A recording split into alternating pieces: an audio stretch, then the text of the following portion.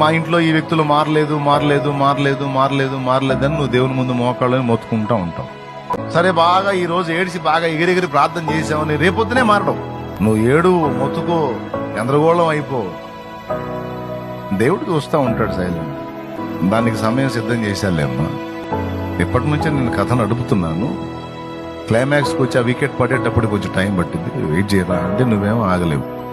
ఇంకెప్పుడు నాయన ఈ దుర్మార్గుడు ఎప్పుడు మారుతాడు, ఈ సైకోడు ఎప్పుడు మారుతాడు, నాయన సాగుపడుతున్నాడు తండ్రి. నీ భర్త కోసమో, కొడుకు కోసమో, లేకపోతే ఆ కూతురు నిమిషపెట్టి అల్లుడి కోసం చేస్తావు తల్లి నువ్వు ప్రార్థన.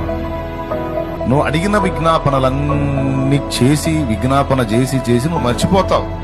ఆన్సర్ రాక చేసినా ఏం రావట్లేక అది దేవుడి చిత్తం చేయగలిగింది వదిలేస్తావు, మర్చిపోతావు. ఇక నువ్వు చేసే ఈ విషయాల కోసం నేను అడిగానన్న సంగతి కూడా మర్చిపోతావు.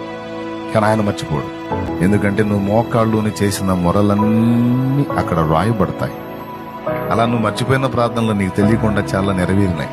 ఎప్పుడో ఆవేశం వచ్చింది, ఎప్పుడో అడుగుతాం, మర్చిపోతాం. తర్వాత దేవుడు ఆ సమయం వచ్చినప్పుడు ఆయనే కదిలిచ్చి తీసుకెళ్లి ఎప్పుడో అడిగినవి మనకు అందించి అప్పుడు గుర్తు చేస్తాడు. ఫలానా రోజు ఈ పాయింట్ లో నువ్వు ఏడ్చావు గుర్తుందా, నాకు ఇలా చేయమని అడిగావు గుర్తుందా, అదిగో ఇప్పుడు వచ్చింది సమయం, ఇదిగో నువ్వు అడిగావు కదా.